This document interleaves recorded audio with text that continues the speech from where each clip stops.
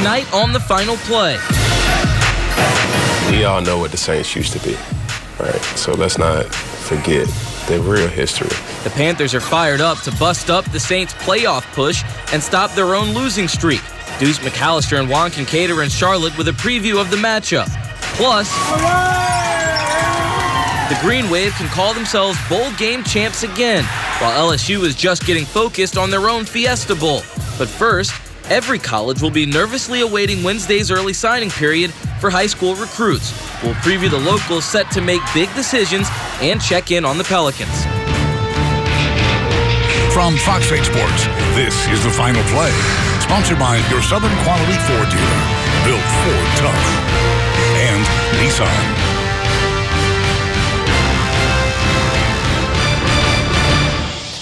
The final 3 weeks of the NFL regular season are upon us as the Saints inch closer to what they hope is the #1 seed in the NFC. Good evening, I'm your host, Chris Hagan, and that's where we'll begin with the Black and Gold, who take their 11-2 record on the road to Carolina tomorrow night. While it would appear the Panthers are dead in the water on a 5-game losing streak, we all know if there's one game they'll get up for, it's the rivalry matchup with the Saints. Sean Fazan catches us up on the week of trash talk leading up to Monday night's contest. So Panthers quarterback Cam Newton has not forgotten the Saints' 3 victories over the Panthers last season. In fact, he's reminded of it every day in his locker with a broom that sits there. He says it was sent to him along with a bottle of wine from the Saints. Cam Jordan sent the wine. There's speculation he sent the broom too. No one could confirm, but Newton wasn't done. He added this jab about the Saints' past. We all know what the Saints used to be, right? So let's not forget the real history. So, I mean, they got the juice. But at the end of the day, we come in Monday with a cup for our own, too. So, at the end, I mean, when it happened, it's all in the game. You know what I'm saying? And when somebody does certain things, it's all a lot of fun, you know.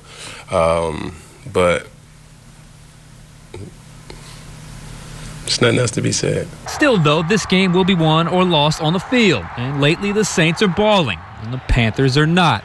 They've lost 5 straight and need a victory to remain in playoff contention.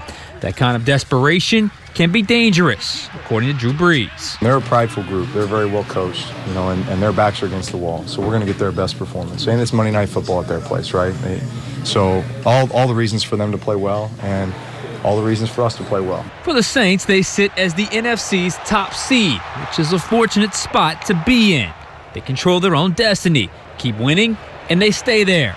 But Brees knows now is not the time to get complacent. Yeah, I mean, we recognize it, and that's why there's a great sense of urgency. And it's great to be in a position where you control your own destiny. You know, we don't need to be scoreboard watching, right? We focus on our stuff, and all of it takes care of itself. These games in Carolina are typically pretty even. The Panthers have won 3 of the last 5 meetings there, but very narrowly. The Saints' 2 victories in 2017 and 2014 were more one-sided thanks to a generous Cam Newton. The opportunistic New Orleans defense is hoping for more of the same tomorrow. For more on the matchup, here's Juan Kincaid. Thank you very much. Here with our Saints analyst, Deuce McAllister. Look at this Carolina football team right now compared to 6 weeks ago, before the 5-game losing streak. What has changed so much about them in this 5-game stretch? I think it's turnovers. I think, you know, not having a consistent pass rush, particularly from the interior, that's probably what's been the disappointing part for them. And then obviously, you know, when Cam turns the ball over 3-4 times, that doesn't help you. I mean, but when you look at how they've played at home, the only loss being against Seattle, I mean, they're a team that's 5-1 at home. So, you know, those, when you talk about the 5 straight, you know, they were on the road. 4 of those games were on the road. So this is still a dangerous football team. So, you know, the Saints can't take them lightly. Sean Payton teams in the past have been victims of playing down to the opponent. I would imagine this time around, because there's so much at stake for both teams, especially the Saints, first place in the NFC, that this is not a case that's going to happen this time. No, but I mean, this is still a pretty good opponent. I mean, they've turned the ball over, but they still play fairly good football. You know, what's interesting, I like to see how much will they run Cam. You know, he's been battling that shoulder, so his numbers are way down the last 4 or 5 weeks as far as him running. At one point, he was averaging 10 runs a game. Now he's about 4 runs a game. So, you know, will they run him a lot in the red zone? You know, you look at McCaffrey. He's not the biggest guy. He did put on a little more weight this season, but, you know, he's been very, very productive, particularly in the red zone in the open field. Does that start to fall off, or he's able to make it through 16? So, you know, just some interesting things. You know, one of the players, Funches, he's been kind of phased out for some of the younger guys. Do they still continue to phase him out, you know, as they still are in the playoff run? Does it help the Saints' psyche that Carolina is in a push for the wild card spot? Yes and no. I think the biggest thing that the Saints, you can't take them lightly. You know that they play extremely well at home. What you want to do is you want to get up on them 10, 14, you know, maybe 17 points to see if that crowd will turn on them. You know, you get the boo birds out, and then to see if Cam starts pressing. I mean, because when he presses, a lot of his throws will sail. He won't put his, he throws funny anyway. He doesn't use all of his body. It's more just arms. But when he's pressing, the football will sail on him. So back-to-back opponents against the NFC South, of course, Tampa before, Carolina now. How does it change in terms of the Saints' offensive approach to this Carolina defense compared to what it was against the Bucs? I don't think it changes a lot. I think for what they want to do, you'll see them go empty. You'll see just because of the way that Carolina plays defense, they don't like to sub out a lot of their linebackers. They will play nickel. They're banged up in the back end. But, you know, you'll get the matchup with Michael Thomas on some of those linebackers, and they like that matchup. Well, the Saints like it too. And so, you know, if that's going to be the case, you may see a little heavy nickel formation-wise just because the Saints like those matchups. Now, you've got to win. I'm interested to see if Carolina challenges them at the line of scrimmage. Okay. That's where the receivers have to be able to beat, you know, press coverage. We may see some shallow crosses. We may see some natural pick routes. We'll go with that. But I'm interested to see if Carolina tries to challenge them at the line of scrimmage. Speaking of the receivers, you know, Michael Thomas has been a popular guy with this football team. He's also been a popular guy to bracket from opposing defenses. Who's the guy that steps up to help him out this week? Well, that's what you want to see. You know, we don't know if Tommy Lee will be up. It'll be probably a game time, but, you know, I would love to see Traquan get going again. You know, Keith has had his moments when his opportunities have come, but I would love for Traquan to get going again. I'm figuring Dante will be matched up with Mike. You know, from a physical standpoint, Mike is more, let's just say, muscular guy. You know, Dante is probably quicker, quicker, faster type of guy, but that's a matchup that the Saints will like, you know, but I don't know if Dante will like to bump and run with Mike Thomas just because he is he's physical. Mark Ingram, I'm trying to pass your touchdown record. Many would think he'll be able to do it against this Carolina football team. Ingram said that every game, whatever the style of play, is a Mark Ingram game. Is this the game he breaks the record rushing-wise? And this is the game where he gets more handoffs? Well, I think he'll get the handoffs, but I think Sean will also look for the matchups. You know, if they're going to go with heavy run formation, that may, well, it just depends on what Carolina team you get. You know, if they're stout against the run tomorrow, you know, then no, we don't want to give them heavy formations, but Mark should be able to break that record. You know, those guys up front have done an outstanding job for him. He just needs a crease, and then once he gets that crease, he'll go and score. Saints in the driver's seat for the first place in the division, home field advantage all throughout the playoffs. How was the view for them different this time around compared to a couple weeks ago when they were in the same seat? Well, you have the mentality of we're being chased, and you will know going into your game what you have to do. Just because all of the games will be played on Sunday night tonight. So for them, they will know what position. And so whether they get a mulligan from the Eagles or not because they've knocked off the Rams, we'll see. I mean, but for the Saints, you want to go in on the right foot as far as being a hot team when you talk about going into the playoffs. All right, much more from Deuce McAllister tomorrow on our pregame show. Back to you in the studio. We'll have much more from Juan and Deuce in Charlotte on tomorrow's Fox 8 Live tailgate starting at 6 p.m. Tuesday is review day. Relive the key themes of the contest after Fox 8 News at 10. And Wednesday, we flip the switch to the Steelers as they come to town in Week 16. Coming up tonight, Tulane's 2018 team secures a place in the history books and maybe a foothold for Willie Fritz's tenure, while LSU is preparing to springboard into 2019 with a Fiesta Bowl statement. We've got a new look. You're watching The Final Play. It's been a long time coming uptown, but alas, Tulane's found bowl game glory once again and hope it's the turning point for the program going forward. There's no reason to think it couldn't be, with many of their offensive weapons returning next year with a new offensive coordinator. But before we look too far into the future, Garland Gillen takes a look back at their triumphant victory over an in-state opponent yesterday.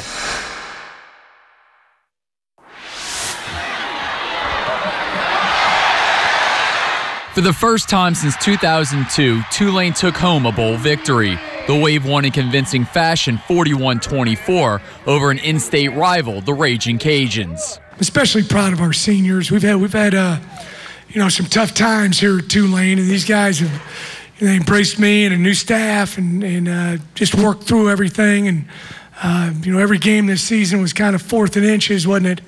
Every one of them was tough, and we started the year off 2-5, and to come back and win this game is very, very special. It means everything to me, and that's a big credit to Coach Fritz. When Coach Fritz came in, we talked a couple times, and Coach Fritz told us that he really needed us to be on board and believe in him, and he was going to lead us to where we needed to be. For our senior class and for the underclassmen, we just all did what Coach Fritz needed us to do. Tulane racked up 337 yards on the ground. Darius Bradwell was a busy back in Orlando, toting the rock 35 times in the contest. Well, we just kept feeding him. He did a nice job of hitting it vertical. There's a couple times they ran some twists inside and caught us on some fourth and short situations, but for the most part, I thought he did a really nice job of seeing the hole and getting vertical, and he's a hard guy to arm tackle. He's about 235 pounds, got great strength.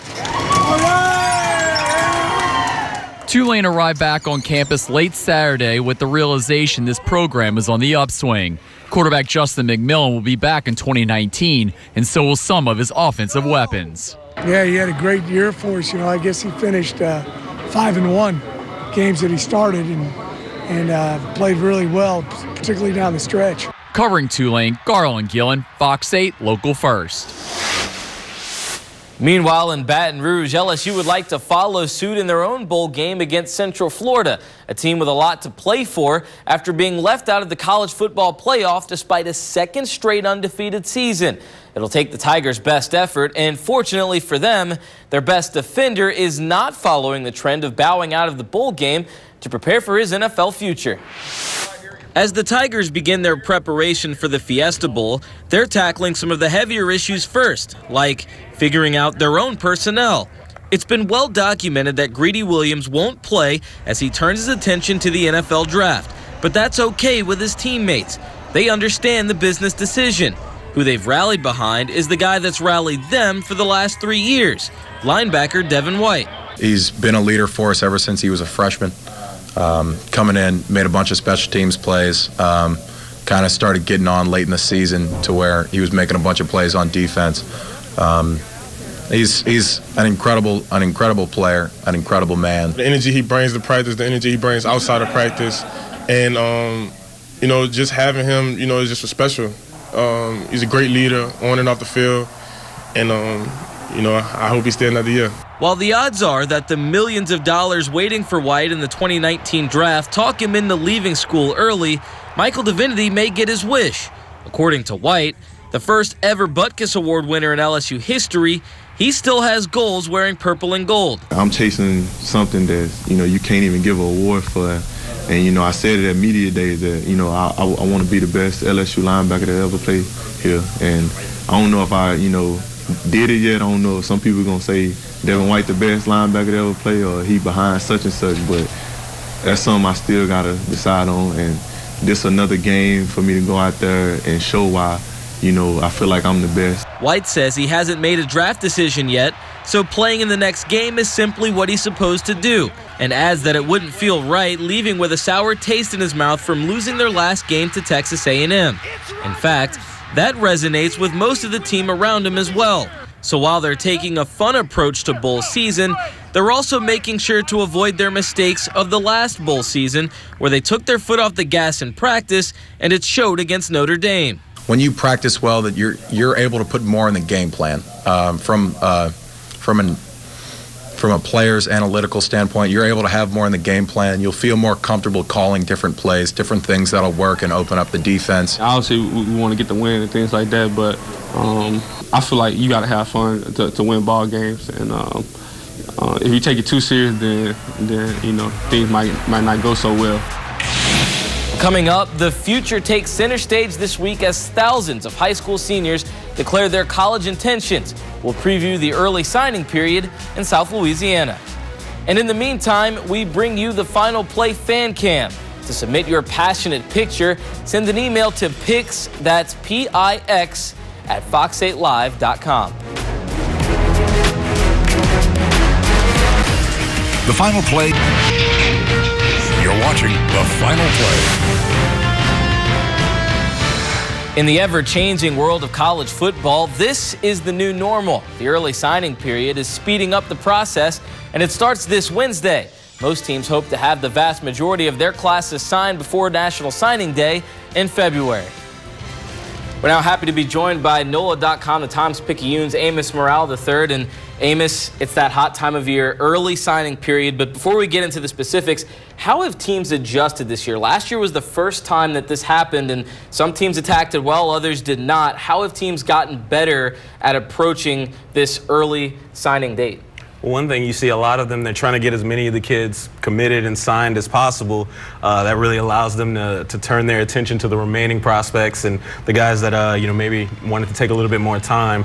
But, they're really getting through the evaluation process. They're getting those offers out a lot quicker. The thing that the kids are really taking advantage of is those summer official visits. So they're able to get on campus. They're able to, get a little bit more one-on-one time. There's not as much going on. The coaches are able to really, spend a lot more time with them because they're not dealing with a game in the middle of the season. They're not having to be out on the recruiting trail. So all in all, it's really just kind of sped the whole process up, whereas you had a lot of the activity happening in the fall. You're seeing a lot more of it happen in the summer. In terms of LSU, Coach Ogeron seems very confident in what they've done on the recruiting trail leading up to this, and feels confident that their stronger commitments will sign on this early signing period. Who are we looking at that the Tigers should have in-house by Wednesday? Pretty much they're expecting signatures from, I believe it's 19 guys they currently have committed. They're expecting signatures from all of them. We're talking top recruit overall, Derek Stingley. He's a guy that they're definitely excited, a guy that they see coming in and playing that cornerback spot that's being vacated by Greedy Williams leaving for the NFL. Cardell Thomas, a big-time offensive lineman, a couple of other big-time offensive linemen, one from Michigan, Anthony Bradford, one that goes to IMG, Charles Turner, Thomas Perry out of Lafayette. They're also expecting Tyrion Davis, John Emery. Both of those are running backs that you're going to see a lot of both of those guys next year. And Trey Palmer, the wide receiver out of Kentwood. So they're going to have a pretty good haul on Wednesday. Currently, I think, at least by one recruiting source, they're fourth in the country right now in terms of this class. And they can get even better for the guys that aren't signing early, and Ishmael Sopsher, Devontae Lee. Does LSU still have confidence that they can land those guys, or is it a bit still up for grabs? Should LSU fans be worried at all that these guys escape a meet and go elsewhere? I mean, you always got to be worried. You never know what happens on a visit. A kid may see something that he didn't see. These official visits, they're able to get a lot more time in and see some of the programs and all that. But I think LSU's got a really good shot with both of those guys. They got to be feeling comfortable. You talk about Devontae Lee. He's a guy that, as LSU's been very consistent with his recruitment. His best friend is Trey Palmer. Trey's calling him all the time, trying to get him to go to LSU. Stingley, Cardell, all these guys that played 7-on-7 with him that are at LSU want him there. So, and I think he realizes, there's going to be a good opportunity. LSU's pretty deep at receiver right now, but a couple of those guys will graduate. You got to think that some of those guys might leave early. So, I think he really likes what they've got there. But, it's not going to be easy. He's got some really big-time schools going after him. And obviously Ishmael Sopsher, that's a guy that, they've made it clear you're the defensive lineman we want in 2019. And they've made it clear they want his brother, and that's very important to him. So they're in a good position with both of these guys. Switching gears to Tulane, they have a chance to really build off of a great season. Who are some of the guys that they're looking at locally and that they should have in-house by Wednesday? Well, obviously, you've got the running back out of Ponchatoula, one of T.J. Finley's best weapons, and Tyjae Spears. He's a guy that put up some pretty big numbers this season, and Tulane's very excited about getting him on campus. Curtis, defensive lineman that they're projecting as an offensive lineman, Kobe Orgeron, a big body tackle guy that, they can see playing offensive tackle for him at that level. Real tough guy, kind of one of those mean offensive linemen, and, will fit well with what Tulane's trying to do in terms of running the ball and, going over the top with some of the passes. And then obviously Jaquan Jackson, the wide receiver out of Hahnville. Didn't get to see him play as much wide receiver this year because, obviously the situation with their quarterback, he had to play. But he's a guy that was committed to SMU. decided that Tulane was a better fit for him, wanted to stay close to home, and he's a guy that I know Tulane's very excited about, and they should be, because he's probably one of the more underrated prospects in this class, period. Outside of the Tigers and Tulane, obviously this is a prospect-rich area in southern Louisiana. A guy that has had a lot of attention, Lance Lejeune, quarterback from Warren Easton. He's been linked to a couple different spots, but where do you see right now the most likely landing place for him is? It's kind of hard to tell. I think that'll get a little bit clearer after this early signing period's over. A couple of schools we'll see. I know a lot of schools were showing him interest. LSU was contacting him a little bit. Alabama reached out. Tennessee and Florida State. Florida State's been a program that's really been following his progression throughout high school. So I expect him to see a lot more attention after this early signing period when schools say, oh, wait, we need a quarterback. Oh, this guy's still available? Yeah, we need to go for him. Certainly all eyes will be on those fax machines. Fax machines of all things on Wednesday. That's how we're getting it done. Amos Morale III of NOLA.com, the Times-Picayune. Thanks for joining us. Absolutely. Coming up, the Pelicans haven't been this well rested since their season began. Find out if 3 days rest would make a difference hosting the Heat tonight. You're watching The Final Play. How about the Pelicans looking for revenge against the Heat tonight? Good things early from the home team. Andrew Harrison to Anthony Davis. The Kentucky connection coming through, making it a 1-point game, but the Pelicans would struggle in this one. Scary moment in the fourth quarter. Julius Randle goes up for a rebound and appears to come up injured. Looked like his lower right leg as he had to be helped off the court. Without him, the Pelicans didn't have much firepower as they fall 102-96 to the Miami Heat. On deck for the Pelicans, a tough road trip starting Wednesday in Milwaukee, followed by a journey out west taking on LeBron and the Lakers, Buddy Hield and the Kings, and finishing with back-to-back games against Dallas, all of which have winning records. For now, though, that'll do it for us tonight on The Final Play, but don't forget, we're right back with you tomorrow evening with the Fox 8 Live Tailgate. Until then, have a great night and enjoy Fox NFL Game Day Prime next. From Fox 8 Sports, this has been The Final Play.